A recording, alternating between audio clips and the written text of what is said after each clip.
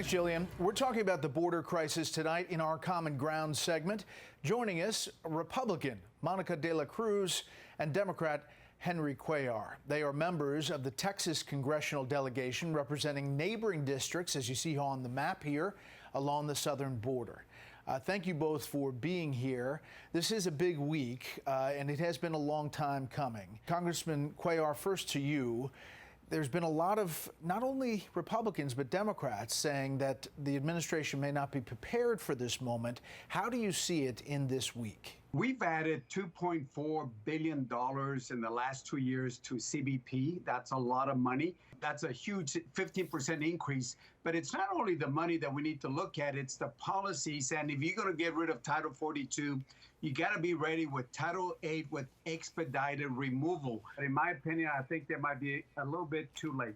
Congresswoman, take a listen to this. This is two sides. This is the Homeland Security Secretary Friday and the Texas governor. We've been preparing for well over a year. What we are expecting is indeed a surge. What we are doing is planning for different levels of a surge.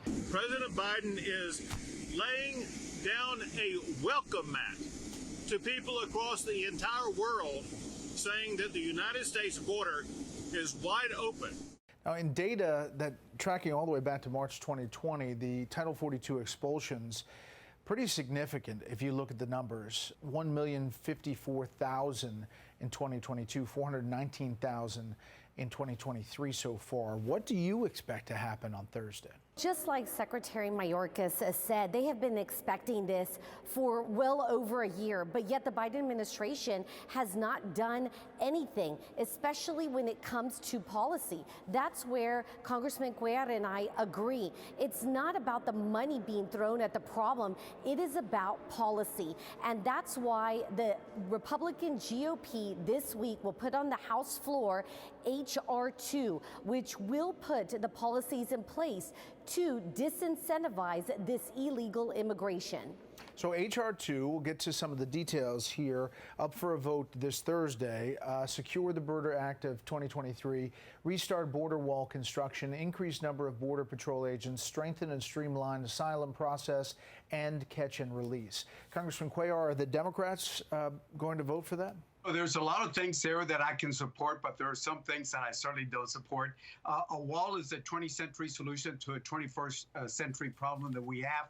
We've added more monies for Border Patrol agents. It's just very hard to get them hired. Technology at the ports of entry where most drugs will come in, especially fentanyl. So there's a lot of things that we agree on. But again, I wish Democrats and Republicans would have sat down and talked about where we have points of consensus to work together. Yeah, I mean, this is called common ground. I mean, there are some things in this bill that you can agree on, Congressman Cuellar, and yet the White House says H.R. 2 does nothing to address the root causes of migration, reduces humanitarian protections, restricts lawful pathways, which are critical alternatives to unlawful entry.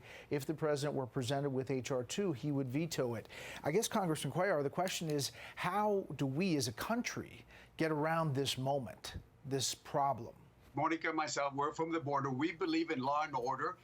We certainly want to make sure that we treat the migrants with respect and dignity. And if they have a legitimate, and I emphasize legitimate, asylum case, then they should be allowed in. But right now, if you look at 100 people that go before an immigration judge, 88 to 90% are going to be rejected. Congresswoman, I know you've worked with Congressman Cuellar on a number of different things, but are there things that you can say, we do have common ground, Democrats and Republicans, that can actually get through, not face a veto in the White House, that can actually affect what's happening in your districts? Like Congressman Cuellar just said, is the asylum system is broken. That's why in H.R. 2, we actually streamlined the process so that those that are able to qualify for asylum can actually get through, and those that don't are not incentivized. Now, technology is part of this bill.